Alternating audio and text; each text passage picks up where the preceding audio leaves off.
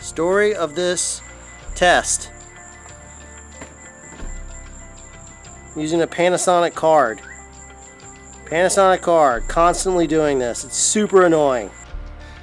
Hey everybody, welcome to the camera department. Today, as promised, we're talking about, we're doing a versus, a little comparison between the Panasonic EVA1, I just say EVA1. Evil, and the GH5s. So we have both of those. And we're going to do this test in 3 parts. Part 1 is what you're about to see, which is if you're kind of an amateur or a weekend warrior filmmaker or somebody just kind of playing around with the camera. I took the GH5s and the EVA1 home, and I filmed my kids playing with flashlights. I shot some trees, some flowers, street footage, all the stuff we see in quote Vimeo and YouTube test videos. Yeah. Because nobody wants to see a chart test, which is what we really want to see. Chart test. Yeah, chart test. So we have that footage coming along, and we'll kind of talk about that. And then in part 2, Jeff and I took a shoot and went out, and it was a professional paid gig. That's why we have the EVA1. We had nighttime exteriors, and we both shot GH5s and EVA1, and we'll talk about the experience of that and some of the footage. We'll show some of that stuff off. And then in part 3, Jeff's going to talk about grading differences between the two, because I think you kind of got to look at it that way, looking at the EVA1 versus the GH5s. So the other part of this is something kept going wrong with the EVA1 in part 1 of this, so we're just going to kind of cut into it. It just didn't record me several times. I pushed the button, I would get a system error or card error. You'll see that in the clip here. So in complete and total transparency, the camera just gave me a system error.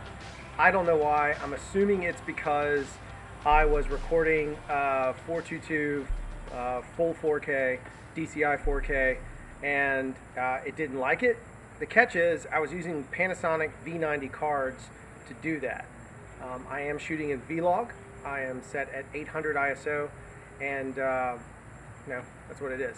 Not the greatest vlogging, whatever you want to call it, camera, because the screen is small. It's about the same size as the GH5s, but the screen is small and I can't really see it that well. I will tell you this too, the little onboard monitor is garbage. Very difficult to see, very difficult to kind of make work in the way we want. You'd probably need an EVF of some capacity. Anyway, so now, that's what I've done with this, but let's look at this. So this is a GH5s. Set roughly to the same settings. The difference being I had the EVA1 on the high setting at 2500 ISO because it has the ND, and on this I'm at 800, and I've closed down just a little bit to get me to where I feel like I'm exposing. I'm a little overexposed, but I'm exposing just good enough. Again, this is more representative of the weekend shooter, the amateur shooter, the non-professional space. This job coming up that we will show you later on in part 2, that job, that video, is actually going to be content that is being used for a client. So we decided to use the GH5s and the EVA1 because we figured they would match best. We needed low light, and we own the GH5s. We could rent the EVA1, put them together, see what they do, see how they match, and just give you guys some content. Again, the audio on this camera is straight off the GH5s. The previous camera was off of the EVA1. I'm just doing straight off the mic in case somebody needed it, because again, we're looking at that amateur space that maybe they don't have like really great audio, and this is just what they're doing. Maybe they're just kind of filming their kids playing soccer and they had the money for an EVA1. Why they spent that much money on it, I don't know.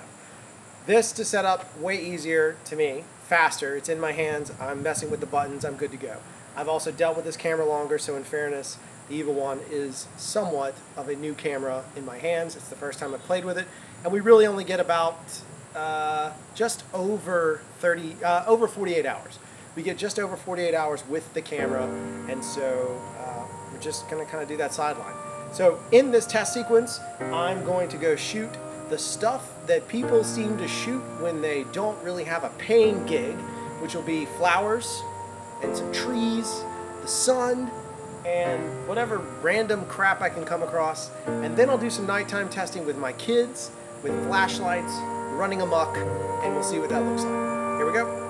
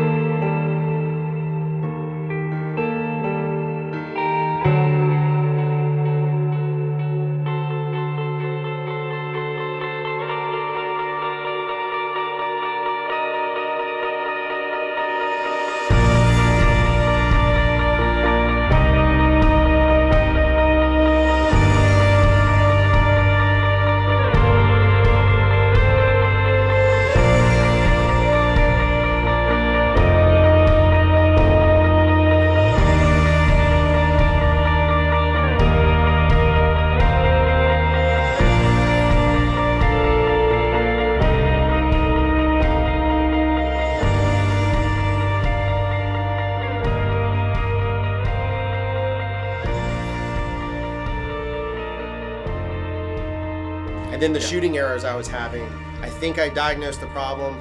The camera was set for 23.98 and the VFR was on, so it was double. It was like weird. Why it allowed me to do that, I don't know. So I had VFR on, shooting at 23.98, and the system setting was at 23.98. It was just not. Yeah. The menus are a little convoluted, in my opinion, too. They are. If I'm comparing all menus it's on across the board. par with red if you've never done a red before. Yeah. Completely agree. Just a teaser. You've already played with some of the EVA1 footage. You haven't compared it to the S yet. I haven't compared it to this yet, but I'm shockingly surprised. Yeah. It's pretty decent footage.